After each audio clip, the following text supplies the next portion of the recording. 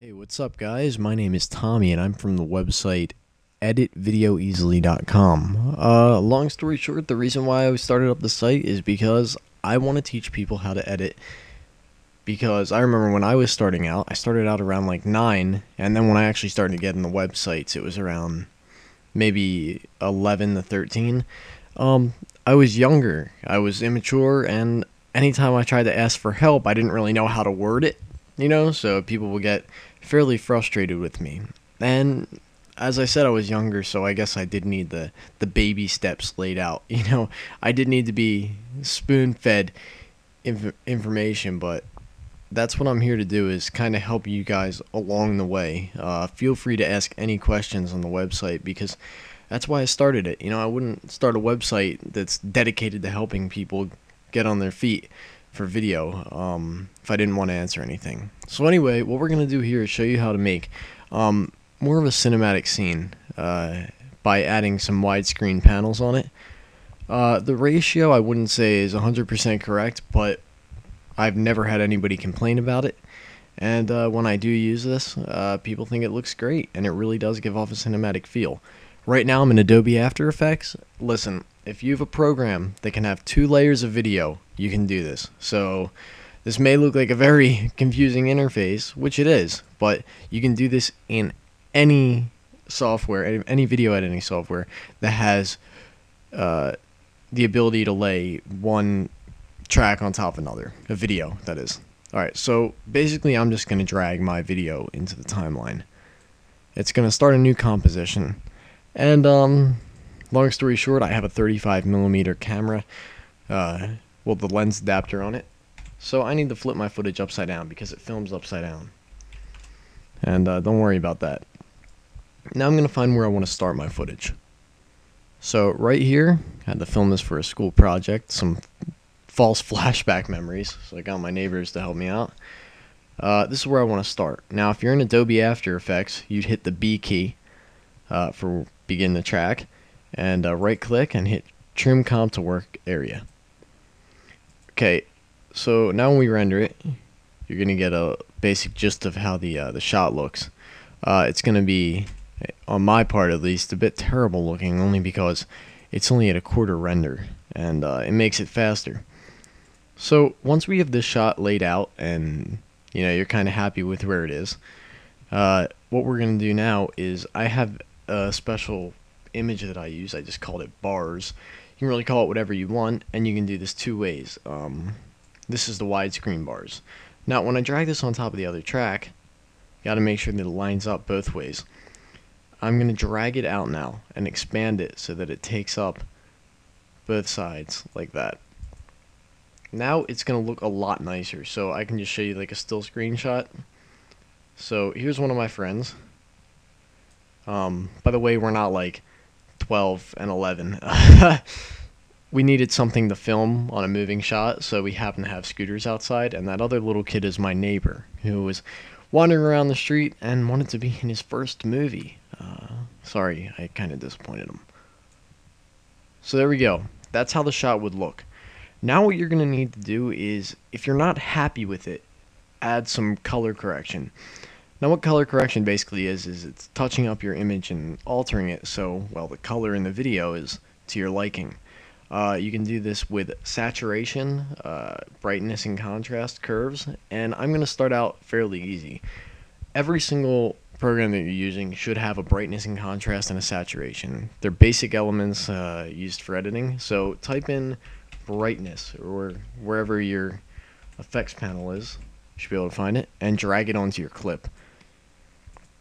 Now what I found that usually works better is when you turn the contrast up and the brightness down. However, this was at sunset, so it was still fairly I guess there was a lot of contrast in it from the start, so you don't want to have the blacks too black.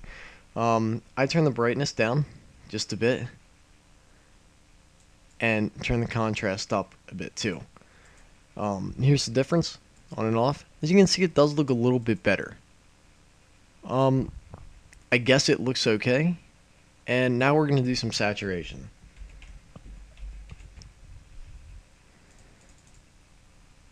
One second. Alright, here we go. Now, the saturation can totally work for you, and it can also work against you. A lot of people, you think, well, oh, it's saturation, let's turn the color up all the way, and people are going to think it's better quality, and you're going to get those nice vibrant colors. When you try to do that, you get this. Nice. No, not really. If anything, I like to turn it down a bit. I think it gives it more of a realistic look. I think too much sun beating down on someone, too much color, it doesn't look right. So I'm actually going to turn it to about that. So 1 second, we can see a before and after here. And as much as it is a small difference, I honestly think it looks a bit better. Other things you can do is you can add a tint to it. For instance, if you were to go to Effect, Color Correction, there are all these different things in here that you can do to change it. There's curves. Here, I'll show you this for example. There's blue. You can turn the blue up. But see, that doesn't work because it's sunset. So honestly, what I would do is maybe, like, if you're going for like that matrix feel, kind of get a green look on it. Or if you want, you could just turn up the reds and get a bit of like a red look, that sepia tone. There's also another thing I want to show you guys, which is photo filter. This is also in Photoshop, and this is great because it's easy to use. As I was saying before, that nice warm tone that you can get is that, here, I'll show you the on and off. And let me get rid of these curves too.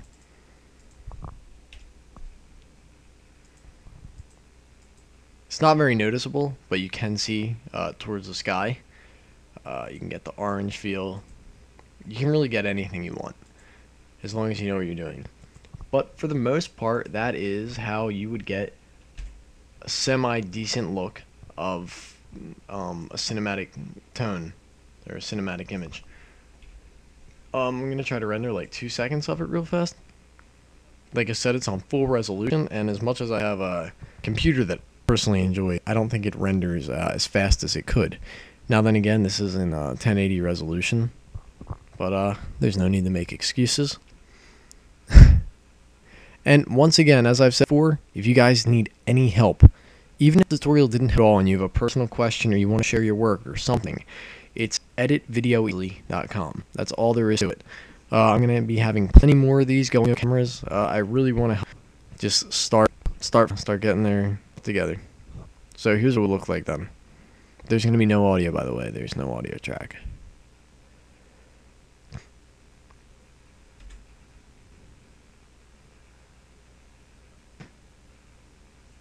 Yeah, so that's what it'll look like, and I think it definitely gives it way more of a cinematic tone, the whole feel to it. And yeah, I guess you could say that that is about it. If you want to do the bars another way, what I did was personally, I just went in the Photoshop, and I just duplicated the same image and made sure that it was lined up. If you want to do it in Adobe After Effects and you don't want to go in Photoshop or something like that, you hit Control Y. So now you have a black solid. Now shrink it down to whichever size you kind of want it, like when you're going to overlay it.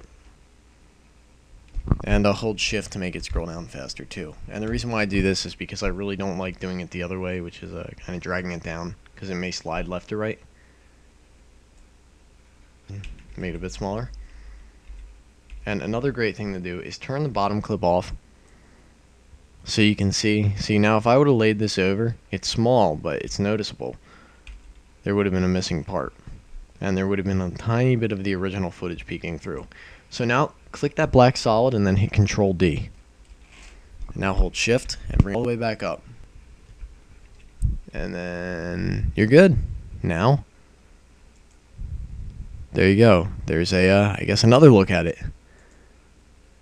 And you can really just do a lot of cool stuff with editing. Now, it's not just Adobe After Effects. It's really any program. Now, believe it or not, black bars at first, you may not like them. I know anytime I watched DVDs when I was little, I thought to myself, oh God, put in the full screen, not the widescreen. And yeah, there are other ways to make it look cinematic without doing this. But for instance, like I did, I have the 35 millimeter lens adapter. Now that plays a huge role. As you can see, only my subject here is in focus. Now the car is out of focus, so that gives it like way more cinematic feel. But if you're adding these black bars over it, it really does help it out a lot. I hope I helped you guys out, I guess, as much as I could. And even if you don't like this method, maybe inspired you to, I don't know, have some other ideas or just think of some other projects that you could do.